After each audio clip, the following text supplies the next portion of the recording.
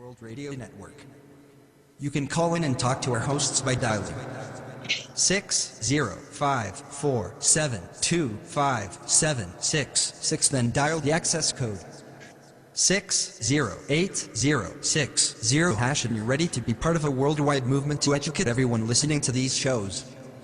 Let's begin dialing.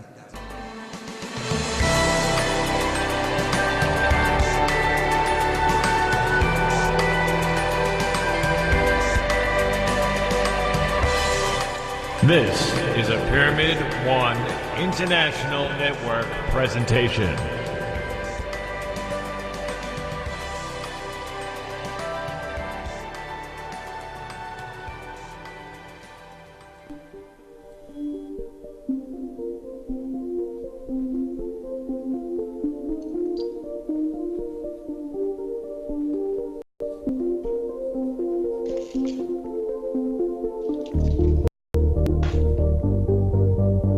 Welcome to Pyramid One Radio Worldwide Network. We present Jamie Clark.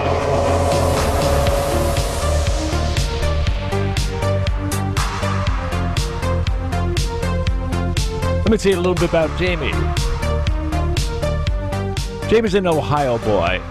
He knew from an early age he wasn't like the rest of the kids on the block. He knew things. With the guidance of his mother, Elaine, also a gifted medium, Jamie discovered that he had the gift of psychic intuition and could also communicate messages and feelings between people living and those who have left this physical plane of existence. In other words, he can communicate with those who we've loved and we've lost. Now, with thousands of powerful connections made worldwide and years of experience as his guide, Jamie offers his healing phenomenon to those who need it most. People searching for life direction and guidance, as well as those seeking answers and closure from family and friends that have passed. Let's hear what he has to say. Our loved ones are always right around us. And they're like balloons that sit right at our waist that are tethered right around us. And so every time I'm walking, I literally can see all of your loved ones around you. It's amazing. And they're truly like orbs of energy, like balloons that just float effortlessly around you. No matter where you go, they're right there with you. That is the kind of connection that we all have all of the time. The more that we can make these connections, the more full and fulfilling our life and relationships can be with our loved ones who have graduated life. Triangulation of communication. Each of us is like a radio tuner. We have the ability to tune into many different channels. Before Jamie read someone, he tunes into their loved ones and channels and sends out an invitation of communication with you. Our souls are like fingerprints in the way that each of us is unique.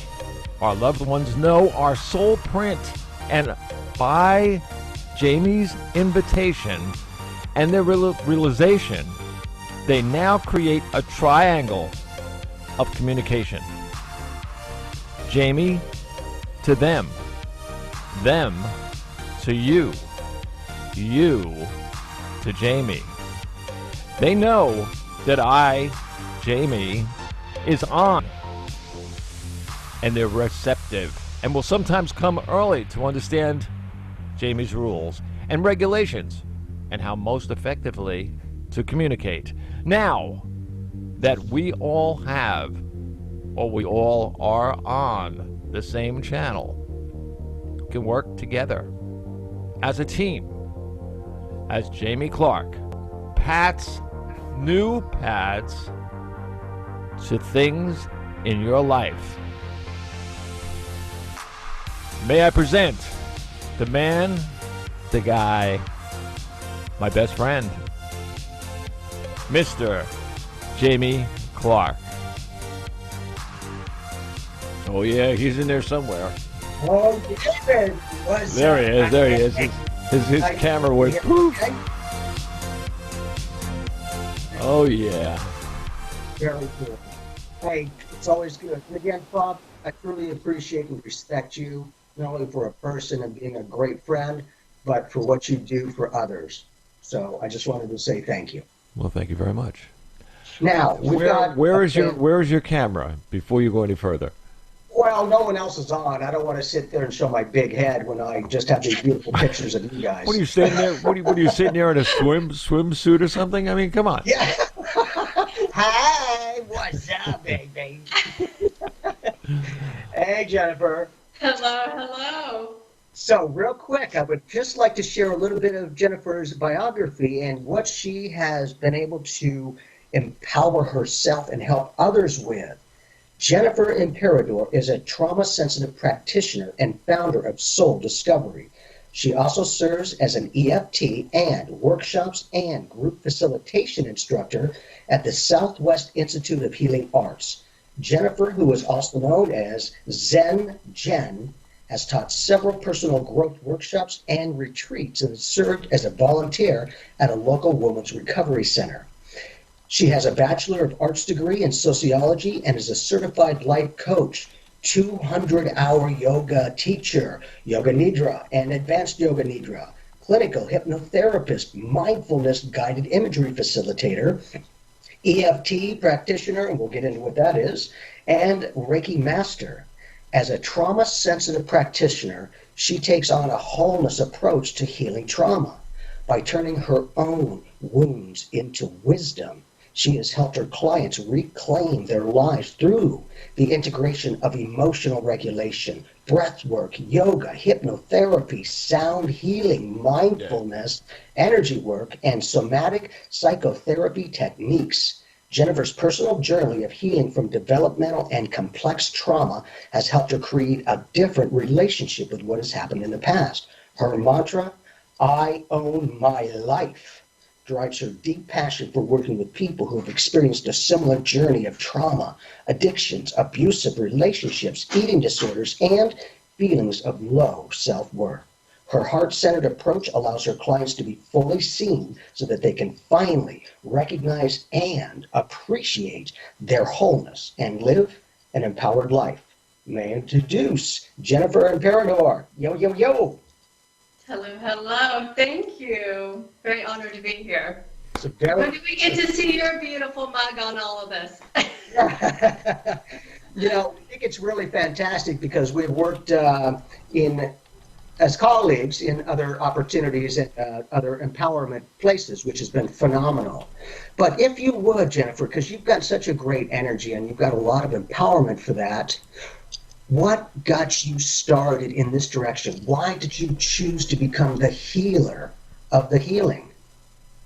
Well, I went through a lot of challenges, and as we know in the spiritual world, we kind of signed up for what we wanted at the very beginning so we can learn our life lessons. Well, I signed up for everything and anything. The hardest it can, like, if you want to test somebody, that would be me.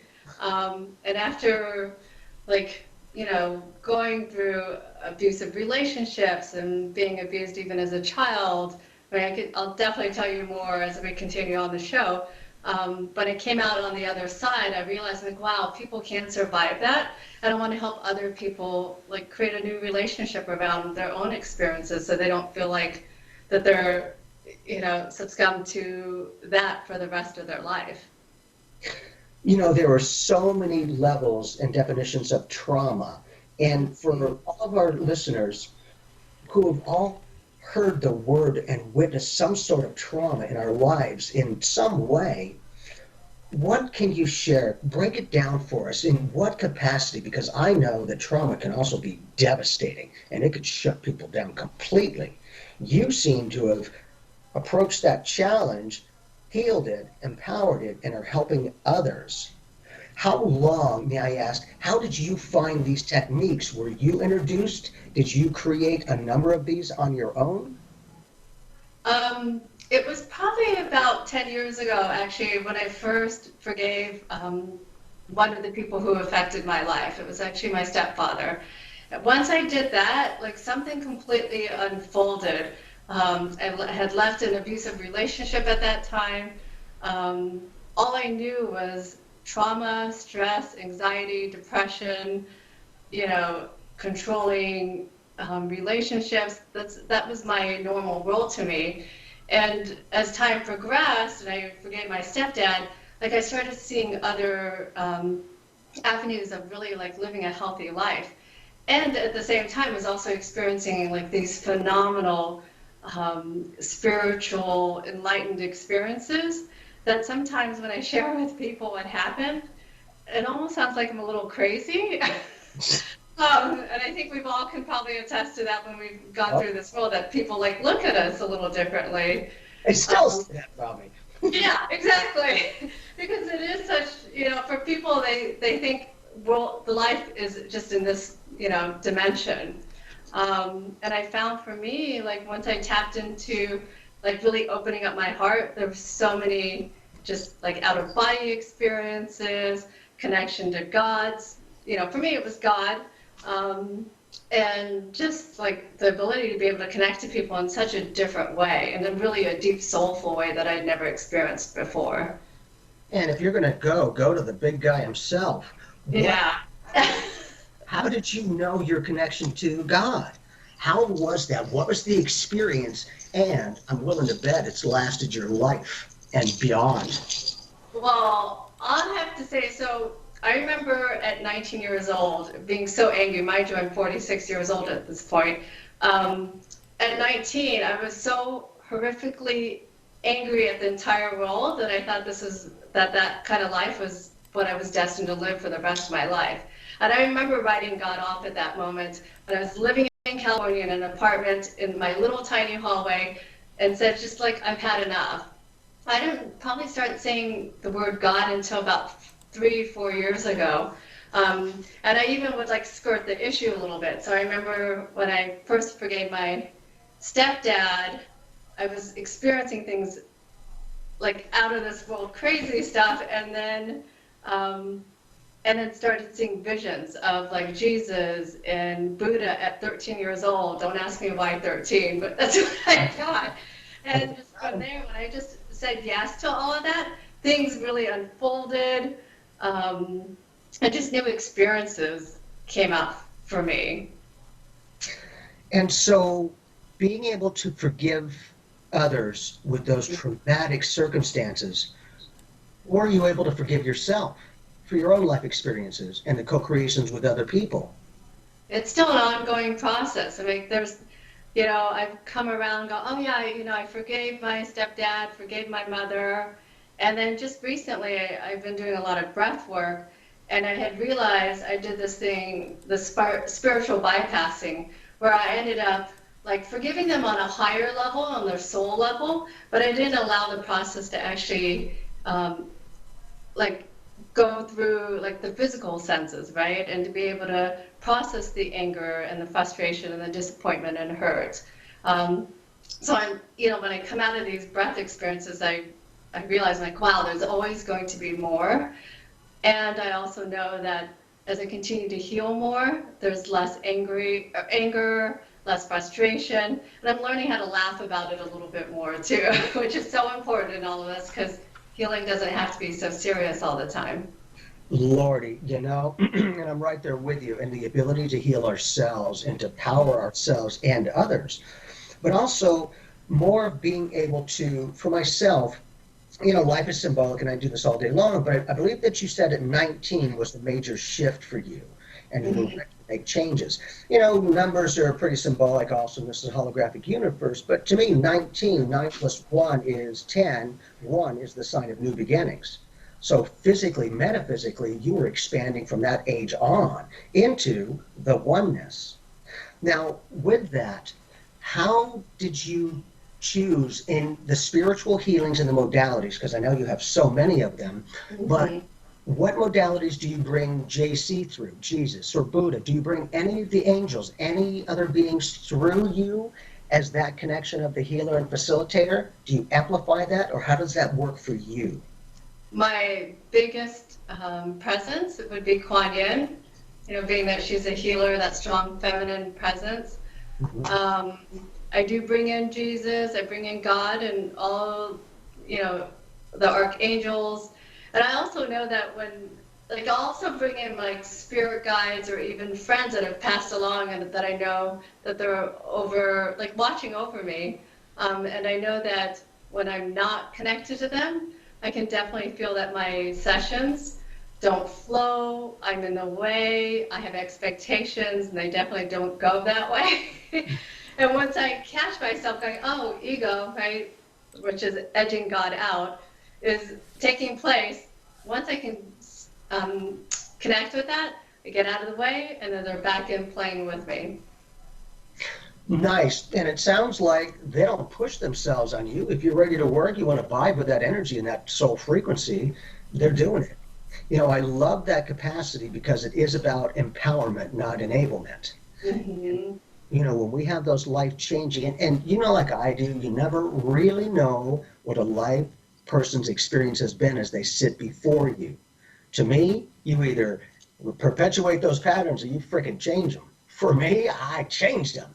My real parents, amazing people. The stepfather was a douchebag, and he taught me a lot, man, from being beat and everything, with Andy. Yeah. It was just crazy. And the crazy thing is, he always said, someday you'll thank me. And I'm like, oh my God, he was right. He taught me what not to do. Lordy. I'm like, all right, good. I got that. I never, ever hit my boys, ever. They knew if Dad says it once, he means it. Did that shift not only for yourself and your way of perceiving life, but did others and friends and family see the shift, and how did they view you? I'm, usually when people go through this journey, they're usually the black sheep of the family. I like to consider myself the ray of light sheep. Mm-hmm. But yeah, I've always been the odd woman out, even from the very beginning. I came into this world not knowing my dad, my mother, strong, hardworking woman filled with a lot of anger, really tried to make ends meet, obviously, and did things that weren't very healthy and empowering. And as time progressed, and I was doing my healing work, my family knew something was shifting. I mean, I was already the black sheep at that time. They already could tell that I was always treated differently at that time. And now I forged my own way, created my own path, and just said I had enough. And I love my family, but I also knew that I needed to love myself even more to create the life that I want. Because I wasn't their slave. I didn't belong to anybody. I had to get out of that victim mindset and really come from a very empowering place. It's interesting, but also apparently as you came into this physical experience with this lifetime, you didn't know your physical father or dad, mm-hmm. but it sounds like you certainly connected with your metaphysical, spiritual father or dad. In this case, the big guy. Mm-hmm. Connection, I feel like, is huge. And I think that, for me, I think that a lot of people are looking at you to see, okay, Jennifer, is the healer going to heal herself, or is she going to be a hypocrite? And when they can see that you were willing to invest in yourself again, because sometimes we'll feel discarded, left behind, neutralized, and tend to become numb to just exist or survive life. For you, and the ability to survive those earlier childhood experiences and to have that saturate your soul going, okay, now when you say I'm going to be open for everything, that's powerful. But in addition, I think that when you're able to do the best you can to help heal yourself in any way, that becomes a validation for others. Because for myself, I learned that the more love, energy, attention, and compassion I give myself is no longer narcissism, it's self-realization. You cannot get what you do not have. And that kind of a connection, it sounds like you started going to work early on your soul print of consciousness. In doing that and refining it, do you have your connections to your oversoul, your higher self, in a way that you have a direct connect with your soul essence? Of course, we're all one, but that you get guidance from your higher self. I have to. That's the thing that allowed me to survive through all this. I remember the time when it literally was the night before. It was a night that I was actually had thought about like ending my life, and I had enough. And I remember drinking my second bottle of wine by myself, like dropped to the floor and just prayed. And at that time, I believed in nothing than pain, right? I didn't believe in something higher than myself. And at that moment, I just remember crying, going, whatever it is, whatever is out there, please help me. I need something. And I passed out, obviously, after 2 bottles of wine. And I remember waking up and I felt like something was different. And I felt like at that moment I was being protected, and that I was able to like look at beyond than just this physical human plane and connect to my higher self, because I knew that I was worth like living for, finally, for the first time. And that meant investing, time, money, effort, and opening up my heart immensely to all the healing that I needed. And healing is not a pretty sight, as we all know. I have cried, snot-faced, upside down, big bulging eyes, and I'm happy I did it. And I continue to do it. The modalities that I share with my clients, I invest in those, knowing that if they work for me, I know that they can work for them. And there's actually been a couple other modalities I've done since you and I talked last year, and I'm finding that the more tools I have to work with my clients and helping them in their healing journey, the better I am as a practitioner, as a friend, as a healer for them. You bring up the aspect of traveling your own path, and that is exactly what I had to do. I just can't do anything else but be me. But I also realized that having the strength and the courage to create my own path, not walk the path where everyone else has with the saturation of human consciousness, which is beautiful, but I needed to not have the distractions in that way. I needed to have the attractions in my soul print so that I knew clearly for me, just my awareness, the information I was getting was more of my inspirational self, my higher self and oversoul that is always helping us. When you asked for that and dropped on the floor and asking for help, did you know who it was that allowed you to feel safer? Or did you know it was God, or was it JC or anyone else? I had no clue. I was so disconnected from myself.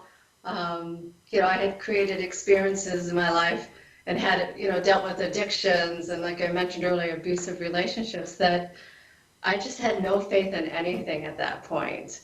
I just was whatever, here's this woman at that time wanting to just end her life, had nothing to like hold on to. I'm like, I'm just going to fall into this abyss of whatever shows up for me. And there's obviously an answer, my prayers were answered. Someone out there was helping me. And as I continue to like connect to this like something out there, then I'm like, wow, it's so much bigger than me that you can't put a word to it. I mean, I don't even think the word God even suffices what's out there, Well, and that's a big thing, because when we're feeling alone, we feel like everything is outside of us. As you're saying, seeing it out there and that awareness of the connection of everything, it sounds like as you saw it out there, you brought it in there into your inner beingness. Definitely. It's a feeling. Like I mentioned earlier, there's not even enough words to even describe the experiences. It's a feeling that will forever be with you. Once you tap into that, you can't deny what you already know. Well, and that's a big thing. As you're talking about feelings, for me, I always say in a way that words are great, but words are just vibrational patterns on the ear knobs that we train yourself to hear the patterns and apply meanings. When we're in the language, what does that mean? Same thing, different label. But two, the feelings to me are different than emotions. Emotions are happy and sad. feelings are information. Like, feel like you're a good person, or it feels like it's the right thing to do. I found that I feel everything. I don't think anything, but those feelings guide me beautifully in a vibration, in a channel, a frequency, many other things. But that I'm able to tune in to that person's soul print of consciousness, each person who sits before me. What is your modality when somebody first comes to you? How do you open them up to themselves and to life? I'm getting chills even thinking about this. I start with the breath. That's we come into this world with the inhalation, we leave this world with an exhalation. The breath, to me, when I just take that deep breath, like I can literally experience it through every cell of my being beyond just a physical component. So when I can get them connected to their breath, and a client of mine is typically obviously dealing with a lot of trauma. When they connect to the simplicity of the breath, it gives them a sense of peace. And that's the one thing that they can actually control. Because, their external world feels very chaotic, but their breath, that's an internal experience that they can always tap into. It's interesting that you talk about that for the first breath of life, breathing in, and the last breathing out. Kind of sounds like that's a little symbolic of life is but one breath away. Definitely. Isn't that amazing, like how powerful that is when you even just think about that every single moment? Yeah, let's bring that one up, because look at how your energy, emotions, and frequency is shifting, and all you're doing is thinking about something. You're shifting your consciousness. Those kinds of tools and techniques are what I share with people. What are some of the other tools or techniques or visualizations that you might share with the listeners so that they can have a little bit of this flavor to help start healing themselves in some way? Wonderful. So an easy one for people to just tap into is I like doing the hand tracing, where they can use like the right hand as their little wand, and then using their left hand as their ability to trace. And remember as kids when we used to trace how cathartic and calming it was, we would make those little hand turkeys or put like little designs in them. So I like connecting back to that like childhood experience. And then also in my physical experience as of today, taking my wand of my right hand and then inhaling, tracing the outside of the thumb, and then exhaling, coming back into the groove, and then inhaling, reaching to the top, and then exhaling, reaching to the bottom. And so I do that all the way through, and it allows people to feel really calm and collected. And when I get to the pinky side, I'll start all over again. Inhale, and then exhale as you reach towards the bottom. And when I'm done connecting, when I reach back to the thumb side, then I can come back and go, okay, how am I feeling now? But, so I do like a SUDS test where it's a subjective unit of distress. So maybe at the very beginning of that, you're like at a 10. You're fighting with your parents or your coworker, and you get a moment. This doesn't take very long. It's probably 2 minutes. If we can allow ourselves 2 minutes, we can gain peace back into our lives. And it's so tactile too, right? It teaches people that yes, I'm breathing, but I'm also connecting to my physical sensations of my body, because somebody who deals with trauma, they typically will disconnect because they don't want to be in their experience. And the reality is the spirit needs a home to live in, and that's the body. That's beautiful. And I think that if you can take care of all of that the best that you can, you tend to harmonize a little bit more productively. It's cool, but you have a beautiful picture here with Buddha behind you. And Chi, my master god, is very playful and funny. And a while ago, he showed me Buddha, B-U-D-A, and he's like, B-U, duh, like B-Y-O-U. And his playfulness is on, well, yogi too, gee, you are you as a guru. That kind of an aspect is a play on words, which for me, I just have my own little language of different meanings and stuff. Right. Have you begin to find your own language of your soul, of your connection, of the oneness of what you're sharing? It's love. I mean, when you can connect to the vibration of love, I have this prayer that I start out every morning. A friend taught me, and I connect to my senses, to my body. First thing I do is I wake up and I say thank you, and then I say, let me see through you, hear through you, speak through you, act through you, and most importantly, love through you, God. And like having that connection and going, okay, this is how will I show up today in the best way possible. And at the end of the night go, oh, okay, what can I do better? Because we're always being tested every single day. And to have that connection of like just pure love essence, we can get through the most challenging times. And I have to remember that. I actually just been dealing with a couple challenges. You know, sometimes life gets thrown at us all at once, and I'm having to deal with some like big things, and I'm having to remember I gotta love always. Like if you can lead with your heart, everything will follow. It's when we lead with our mind that man suffers. Yeah, you know. If you talk yourself in or out of anything, you'll never fool yourself with those feelings. She is so. I was going to say she's so right. I mean, I'll give her a star for that one. Beautiful. Well, and that's the thing. She's reaching for the stars and brought them within. But also, being that, as you were saying, Jennifer, that we're being tested every day to create more of a dynamic of learning. As they're being tested every day, but do you also see the expressions and empowerments every day on the practicality of being able to learn from those testings? You have to. I mean, you don't have to. It is a choice. I choose to see God in everything and everyone. And some days I'm better at it, and others not so much. But I'm also not like looking at it and going, okay, I'm going to do a spiritual bypass and go, oh, I think everybody's just amazing and wonderful. I want to like embrace my humanity as well. Go, you know what? I'm pissed. Right. And I shouldn't be treated that way. And I'm going to allow myself to feel angry and sad and let it get messy for a moment, and then allow myself to circle back, because that was the thing I had denied myself for all these years, because I didn't want to disappoint anybody. And the reality is I'm hurting myself at the end of it all, because I'm not allowing myself the full experience of my soul expression, my human expression.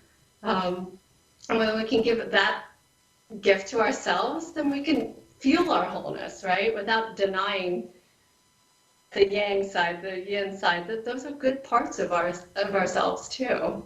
Well, and you bring up an interesting point, Jennifer, and that is, no, I'm going to suppress this. I'm going to push it down. I don't want to be seen oddball.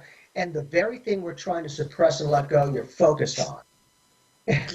And I kept fighting, wow, I'm going in freaking circles here, man. Why am I seeing the same thing? And, with that dynamic, exactly like you were saying, I've given myself permission to feel the energy. I'll take, excitement as well as possibly a challenge or whatever it is, but I've also cultivated. I now, because I know that the vibration of what I feel and vibe with is a magnetic energy that'll bring you good, bad, happy, sad, whatever you want to see it as. But I also train myself. Like I'll watch YouTube videos of America's Got Talent or whatever the case is, 2 minutes, and these people change their lives. I walk into that vibe, that energy, that feeling of amazing gratitude and empowerment. Each day I'm doing that consistently, and now I'm starting more and more to get experiences, opportunities, and dynamics in my life that are helping me to feel the very similar training I've been doing with the unbridled gratitude. Are there any tools and techniques that you might do on a day-to-day basis that can help others besides the amazing hand? You know what? Meditation is like my go-to first thing in the morning. I also practice my asanas or yoga postures that most people know it to be. I think it's really important just to like create that time for yourself so that you can connect to your human self and also your spiritual self. So I also do breath work. And you'll use like EFT. That's another modality that I teach at Southwest Institute of Healing Arts. I also use that with my clients. What is EFT? What is EFT? So it's tapping. Most people know it as that. where you're like maybe tapping certain meridian parts of on your body, saying, even though I'm feeling angry, I deeply love and accept myself. And it allows you to process those emotions, the experiences that you're having, and doing like a self-assessment, checking in. And then if you're having to do it again some more, then awesome, do it some more. It's actually been amazing they've had like tests or studies done that EFT has been amazing for vets, military vets, and also yoga is another, amazing tool, and breath work. I go back to the basics, and I have so much, like Donna Eden's energy work, like I mentioned, breath, yoga, meditation, and there's tons. And I go through my list, and some days I'm like, I don't want to go through every single thing every day. I never leave my meditation room. I just do a little bit and rotate out and like connect to see what my body needs at that time. Jamie, can I ask a question? Yeah. Once. You do sound healing. Yes. How? I have 8 crystal bowls, 3 Tibetan bowls. I have a hanging chime, a gong. In fact, I get a lot of, I know some people typically will use like, plant-based medicine to help them reach to this godlike experience. Mm-hmm. For me, it's sound. I can get to an experience and tell you things. I've had astral traveling experiences out of just pure sound healing. And when I remember the first time I'd experienced that, I realized, I'm like, wow, I don't need any drugs. If this is better than any other drug, and if I can tap into that experience, I'm just going to go for that pure bliss versus, other stuff. No, where I'm driving at is that's now coming up in surgery. Yes. It's actually used in surgery. Now, I had said to a doctor not too far away, not too long ago, about a month ago or so, I said to her, well, why don't you pump some 528 into somebody? and she was on the floor. I mean, she went nuts. She goes, it figures it'd come out of your mouth, I said, hey, somebody's having surgery or something like that. They'll lay back and they go, oh, do it. Go ahead, do it. You know what I mean? And yeah, that ecstasy, it feels incredible, yeah, doesn't it? Yeah, I'm saying it's like 528. I mean, it's a love. When I do my guitars and everything else, then I'm very close to 528 all the time. I've written songs that were based on that frequency. Wow. It's something that it works on the energy and your more or less your pleasure centers in your body. And it is like so cool, and it works all the time. You can't goof with it. It's a good thing. In fact, I carry tuning forks in my purse because they're so indestructible and like they can go anywhere. And I use them. I'm also a clinical hypnotherapist, and so I use them for my sessions to just drop people in. And a lot of times I'm using them because something is stressing me out, because I was diagnosed with PTSD, that I have to find tools and resource myself on those times when I'm feeling triggered, and sound really helps a lot for me. Yeah, they even say that particular frequency, and that if they're in a zoo and they're a caretaker of tigers, say, or lions, the same thing that you're talking about now with the forks, they can take the fork and all the animals just stop. I mean, it's so cool. Ding, stop. Yeah. I am not the steak. This is the steak. But I'm serious. I mean, people don't realize that what you're doing is so important and so empowering, if you want to put it that way. Jamie, what do you think? Well, I think you bring up an interesting point as well with the sound, the vibrations, and that being able to affect the body. I've got 2 different things. One, I'm a remote viewer and a variety of other things, but I've seen it for many, many, many years. I'll share in my thugging like, watch, the next wave of healing modality will be referred to as vibrational frequency targeting. Mm-hmm. It is all energy, and those vibrations create a whole different dynamic of consciousness. Now, Jennifer, as you were talking about that, and you were saying that the different sounds create different spiritual experiences in that way, have you fine-tuned that? have you been able to create your own practicality of those vibrational sound patterns to take people through a step-stage process of integration, healing, and empowerment? Well, all of my instruments all have a personality. They're all named as well. They're very personal to me.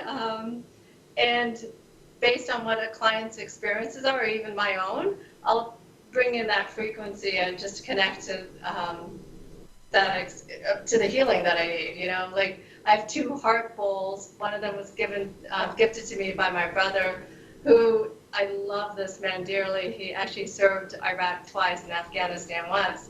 And he was like anti this woo stuff. And when he saw how much I was changing and started reading into like how this benefited people with PTSD, he actually bought me a bowl. And I'm like, that to me was a confirmation that he believed in my work. And he loves the way it feels. He may not understand the science behind it. He just knows it feels amazing.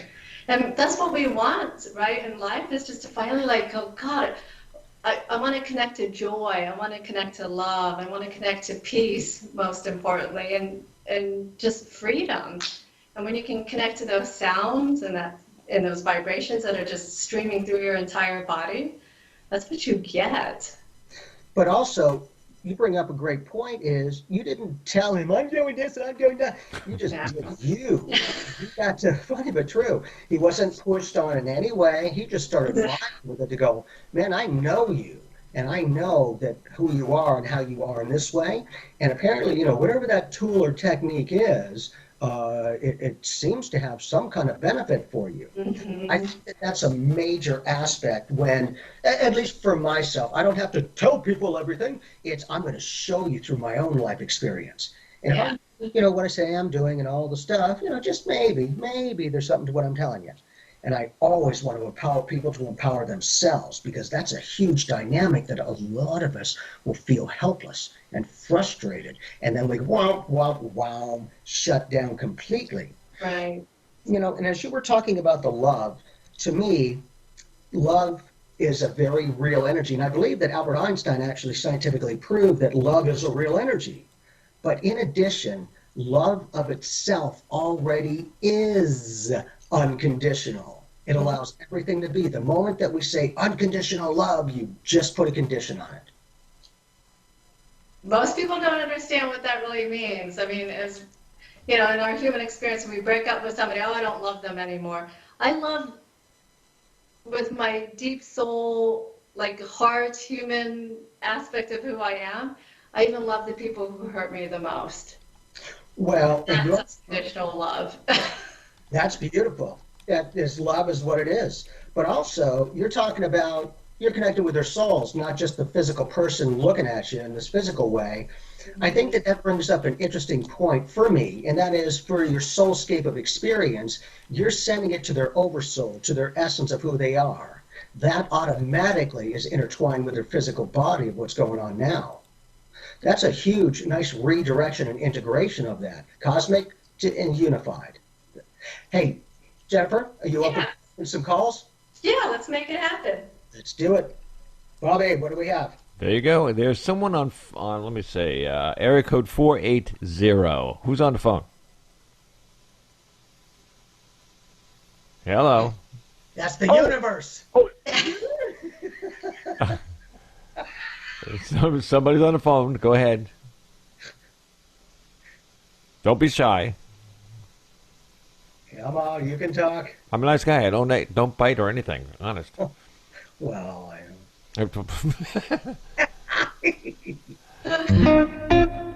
Oh, see, he hung up. Boom. All right, there you go. Guess, cool. Yeah, he was embarrassed, I guess. Well, whatever works for you. He or she. And any other call at the moment? No, there was a whole bunch now, but they're listening now over. I steered them over to the main page. Very nice. Jennifer, do you give people tools and techniques for the meditation? Because, I train people in that, but also it's not easy for a lot of people to quiet the mind, and it's all great when I got all this freaking mind chatter going on, and it bugs them and they can't stop. I always let them know, let that mind chatter go. Don't try to stop it. Don't label it, nothing. Just let it talk and wear itself out, and it will start to relax and release itself. But in addition, at least for myself, when people seem to be having a challenge with meditation, I'll just go, well, then here's the thing. Do a meditation with your eyes open.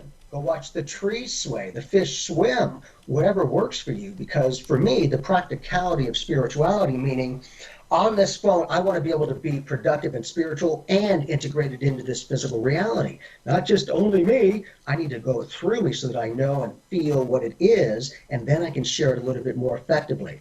I believe Bob was saying that we have the caller back. You have a call? Yeah.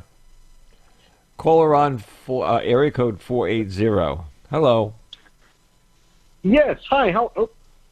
Yes. Hello. Can you hear me? Yes, we hear you great.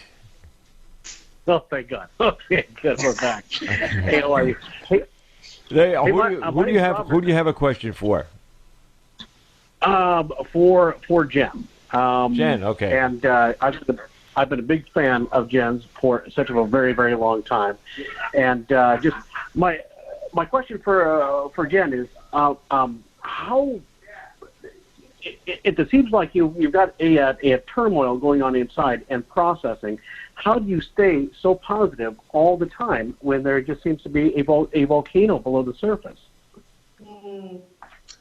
I joke around, and most people will tell you, whenever you see me, I typically have a smile on my face, and the big joke is I'm probably smiling in my sleep too. I think I've always had this sense of hope that there was going to be something better, and I'm also remembering that everything is temporary. I'm not going to sit there and suffer for years of my life if I choose to. So everything is temporary. In fact, Dr. Jill Bolte, and I can't remember what book she wrote, she said the energy of anger, like the chemical process, only lasts 90 seconds. And when I heard that, I'm like, wow, 90 seconds, and here we are as humans. We create a story around it, and it could be weeks, days, months, years, lifetimes. And I've just learned, I'm like, this is temporary. I have to remind myself it's temporary, and I want to see the good in people and the experiences that I can. That in itself gives me hope to come to the other side. Wow, that's a great answer. That's a great answer. Thank you, Jen. Thank you. All righty, you have a great evening now. Thanks, you too. You can stay on. You can stay on if you want to and listen. Oh, I will. I'm just going to put myself on mute. I got you. Got it. Thank you. There you go. Nice to get that validation of what you do, making a difference for other people just by doing what you do. Thank you. Yeah. And in that capacity, like we were talking about your brother, when they can see you in your own life experience, you're not pushing anything on them, they're just watching you grow and integrate, I think that becomes a very powerful tool and acceptance for their own empowerment, meaning, well, you know what, if Jen can do this, then maybe I can do something, because I needed to know that stuff was possible, not just go, it's all great and happy and I'm freaking crazy on the inside. It's, you know what, I'm going to soul dip into that energy and vibe it, bring it, feel it for a little bit, and then begin to release it a little bit at a time. Yeah. Do you have other techniques for people to release that anger? Because if it's only 90 seconds, look at how talented we are to stay in a whole lifetime of freaking anger. Yeah. That's discipline, training. It is.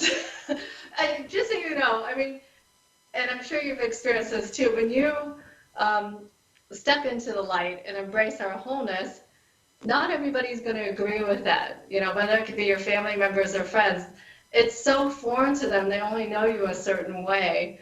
So yes, it can be very positive and impactful for some people, and then for others it can be very intimidating. But you continue to live your life and like practice what you preach, right? So that way you can continue creating a positive impact in the world and in your own life, because the world in itself can criticize over and over again, whether it's a social media post to, maybe what you're wearing. But if you can come back and just feel like, this is who I am, this is my wholeness, this feels right to me. If you can connect to that truth of who you are, it's not going to matter the naysayers.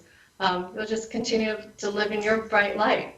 I love the simple techniques. It doesn't take a whole lot. So another technique I do is where like I'll inhale, like with my hands up, right?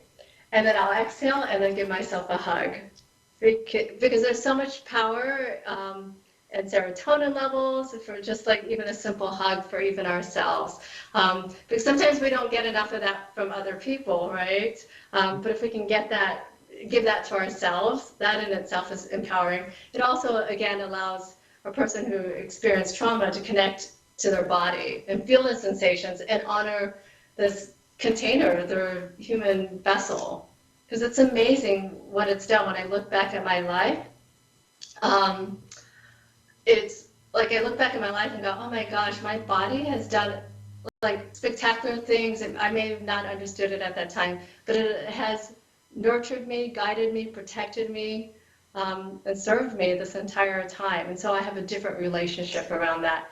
And because through my body, I was able to have a different relationship with God too. You know, you also bring up an interesting point that not everyone's going to accept you for who you are and what you're doing. But in addition, you know, I've learned out of 54 years, when I meet people, a lot of people are like, hey, what do you do professionally? My response is, I'm a consultant. I am genuine, I am sincere, but I found my whole life in doing that, when they would ask that, and it happens all the time, and I would say, oh, I'm a psychic medium. And then you can't even have the relationship because they're so sensitive, because, you know, it's like, no, I know who I'm dealing with. I'm not stupid. It's not judgment, empowerment, and compassion. But in addition, I saw that for me, when I can just let them know, hey, I'm just a consultant doing my thing and helping other people in many different ways, and then they get to know me, and then they go, oh, you're a psychic medium? Wow. But in addition, I'm right there with you, Jennifer, and that is, people have the right to feel and see and perceive as they choose to. That's their reality. But I also wanted to put a little bit more quantifiable, validating experiences to the spiritual, is that what they call it, spiritual stuff? Yeah. With the scientific studies, University of Arizona Parapsychological Research Foundation, scientifically proving this spiritual stuff, moving from the airy-fairy to, whoa, commonsensical empowerment. That's interesting. That spirituality and quantum physics is now spiritual physics. Unification, not separation. I'm into that science aspect too, but kind of like you, this is not only what I do, this is the essence of who I am. This is my beingness. This is what I can say I was born to do, what I'm doing right now. Back then, I'm like, I don't know what the frig I was born for, but I'm here. Here we go. You know, then being able to find other people. My mom, an amazing psychic medium that I got to study with her for so many years and learn and have that connection vibe. Did you have anyone growing up that maybe you could open up a little bit more to, or that maybe was able to assist you with a slightly different perspective? I actually was, you know, the woman alone on her own island. There were brief moments of someone who would show up in my life, like my second stepfather. My grandma was a huge presence, which is my second stepdad's mom, for the short time that I was able to connect with her. I think she knew without having to say anything or ask me that there was something going on in the home life. But I didn't really get a deep sense of connection to anybody until I actually started my Kriya yoga practice, which probably about like 5-6 years ago. And after that, once I was able to connect, and that makes sense because 10 years ago I started connecting to myself and doing forgiveness work. How do I connect to other people if I can't even connect to myself?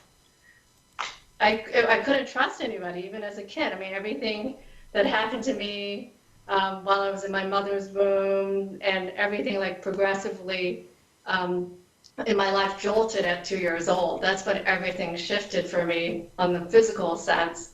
I was sexually abused at that age, and then from there, like physically abused. I tell you stories and you're like, wow, I've had therapists go, how did you survive that? Yeah. So, and I feel like I've lived through all that because I can relate to everybody in that sense. Now, short of like killing somebody and being in prison, I can relate to you. You know, right. And it's that when you can have that empathy going, no, it takes one to know one. I've been through that. I understand it. And I don't judge you nor myself. But, you know, you bring up an interesting point. For me, I'm just the oddball thinker. But so many of us will perceive that we're on an island and we're separated, which is certainly very valid, above the surface. Exactly. You go below the surface, you see it's all interconnected. Yes. The kind of energy that we tend to stay focused on is the above the surface that we're trying to become, you know, our own person, which we always will be, but we're not really separated from anybody. That's just at the moment above the surface and how we're perceiving it. Kind of like that, I think, you know, like I do, Jennifer, not everyone with how you create your reality and attain the success or whatever dynamics are, the average person is only seeing the tip of the iceberg above the surface of consciousness. They don't necessarily vibe or understand or connect with the below, that big old freaking thing that you built a base on to give the ability to literally walk on water in that way, rise above that limitation. You know, I think that that's a huge aspect when people can see that, and you're fairly normal going, man, I've been through that, I understand, and not only that, let me help you to help yourself. I love that because I'm about the empowerment, not the enablement. And when they realize that they're ready to heal at any moment, you can start this yourself. That practitioner, as we all are, I do have a Reiki master teacher and a quantum healer and a variety of other things. But I also realize, just for me, I'm never the healer. I'm only the facilitator. Each person heals themselves. But you can be a really good facilitator. But boom, you're healed. And they're like, I'm healed. Yeah, exactly. What you accept, literally, you can shift on a dime, but a thought away in that frequency. And as we gain more of our awareness and graduate life and get into the pure energy state more so, you realize that you can think of things and create it, and it's just as physical as this reality. Right. Have you ever soul sauntered? Have you ever gone to the other side as we perceive it and had some physical, metaphysical experiences with other beings or like maybe other worlds or dimensions in some way? Oh my gosh, I want to say like, heck yeah. I remember the first sound healing experience I had, or not first, it was actually several sessions in, and one of my friends who was gifting me sessions during my healing journey was teaching somebody else how to use like essential oils and sound healing. And at that time, you know, I was just really deep into just like connecting and forgiving, right? More and more of the people who like hurt me. Well, during my session, and I had no idea this was going on, I just remember waking up crying, and I felt like I could hear this buzzing sound like a power plant. And it was going throughout my entire body. And I remember waking up after my session going, oh my God, can't you see it? Can't you see it? I was obviously a little out of it. And my two friends like looked at me and they're like, Jen, don't you remember? Like, do you know what happened? I'm like, what are you talking about? So we couldn't even communicate with each other because I was so out of it. And finally they had to like hold me down and go, Jen, you levitated it off the table. What happened? I'm like, I did what? Like, and it was like only just a small amount, but that was sound and vibration and the love energy and tapping into something so much bigger than this plane. And I was experiencing that along with being able to hear people's conversations in crowded places. And I had to like figure out, okay, what experiences would serve me, right? Because you can really dig deep into this and like lose sight of like your human experience too. And I think that's important for me, especially since I've dealt with so much trauma.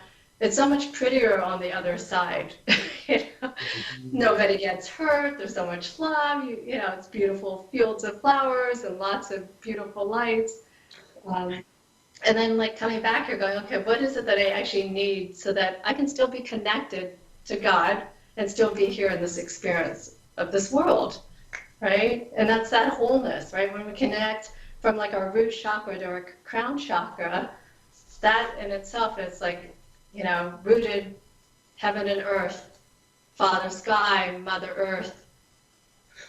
Not only that, Jen, you bring up a very interesting point, and just because I do this all day long and I get to saunter through the soulscapes of experience, but you bring up an interesting point in a way that, what if there's a potential in some way, Jen, that just like you were saying, hey, on the other side, it is beautiful, it's amazing, my soul feels amazing. What if in that amazing energy of experience, some of your loved ones in your soul group loved you enough to play their part to get you the life experience that you were wanting, rather than just the negation on a physical? What if that soul part of consciousness is connected like that, and that they did love you enough as you loved them to give them their learning experience as well, that it became co-creation and not manipulation as a potential? Because when we get here, it's like, yeah, right, it's freaking great. Should I choose this? Well, I will tell you, and like I do, more than likely, that the average person isn't allowed to remember what it's like when you get out of this physical body. It's like the best mood you've ever been in, the best meal that you've ever had. Every time I get out of this physical body and become one with everything, my soul is full, man. And it's like, holy crap, I don't have to be anything different but me. I am connected to everything. There is no separation at all in anything, ever, to me, just to me. Have you had that unification of your consciousness? Have you gone into the oneness and felt that soul connection? I do, and I still do. I think that I look at my mother, who I still have challenges with, working through some stuff, that, wow, this is what she signed up for. And my stepdad, right? And my sister and cousins and aunts. And I'm like, wow, we've all signed up for some really hard challenges, and we also have the opportunity to grow and heal from those. It reminds me of Neil Donald Walsh's book, The Little Soul in the Sun. And when I read that gave me a new perspective of why things unfolded the way they did. And it gave me some compassion and kindness for them, and still, so that they can heal. Because we are one. Like I said, when I say my daily prayer and I say, let me see through you, God, my God experience teaching me how to be a little bit more compassionate and patient and kind. Sounds like you've gotten it. Sounds like you've got that connection from the interior to the exterior. And when you can unify that and become the walking embodiment of the oneness, that becomes magnetic. That becomes powerful. And the thoughts that you think and your attention to those thoughts, to me, are what creates that personal magnetism when you first meet somebody. To be like, man, I just love your energy. I want to get to know you. They don't have to say a word, yet you'll feel their energy vibes. Some have a really nice, good, positive, clean energy. Others are like, how's it possible to have a dirty, greasy energy? It's weird, but it's there. Yes. That's kind of an aspect, at least you understand who you're dealing with, not judgment, but understanding to go, if they're in that frequency, why am I going to try to talk to them in another frequency? You've got to be able to help them to understand that connection of communication. It sounds like you have a lot of versatility to connect with individual people uniquely in their own way. That's powerful. It has been a gift. I mean, I look at all my adverse experiences and going, wow, because of that, I can really connect to people beyond just their stories. I can feel their hearts, their pain, and their desire to want something different, because they wouldn't come see me if they didn't want a different experience. They're ready. Yeah. When you can help them to heal themselves from the story that they've already written, now they can get creative and write a better story. More effective. Exactly. You want to go for sci-fi. What experience do you want? Because it'll give it to you lovingly, unconditionally. Jen, can you give the people the opportunity of how they can get a hold of you? Yeah, actually, before we do that, there's actually one prayer that another prayer that I connect to. It's through my yoga experience. I'm going to just give you the English version of that. Please do. But the prayer is, lead me from ignorance, lead me to truth. From darkness, lead me to light. From death, lead me to immortality. Om, peace, peace, peace. Beautiful. Beautifully said, and very to the point. Yes. Done. So they can connect with me through my Facebook page, Soul Discovery. So it's SOL Discovery. Even my own website, souldiscovery.com. And through Instagram, I share my stories from a place of inspiration and connection. And that's how I receive my clients, is through like social media posts and even word of mouth or referrals. Because that's what we're born with as humans, right? We connect through stories, and we're meant to connect. And if we can, when I can share my story and they can see that they're not alone, then they come to me. And if I can't, if there's up to a certain point that I'm not able to help, I'm more than happy to refer them to other healers as well, because I think it's important for us to work together and find a way so that we can all live in harmony. Beautifully said. Thank you very much for coming on and having fun with us and sharing your expertise and experiences. That's awesome. Thank you. Don't forget, there's one other address you missed. Facebook. Oh, yes. Soul Discovery. Now, that one I have been on. It is an awesome place net to go to. And if you want to write back and forth net, you can message to her at any time. Thank you. Thank you. Awesome. Well, hey, great. Ladies and gentlemen, thank you for tuning in. I hope that we were able to share some different insights, and Jen to share some of her life experience of empowerment. Like I do, if one person can do it, we all have the potential to do it. Now, can we accept it, live it, and empower it? Well, there you go. God bless you both. Thank you. Bless. You've been listening to Pyramid One Radio right here in Florida, where it's going to be 32 degrees tomorrow morning. How that happened, I have no idea. God bless y'all. I'm Charles.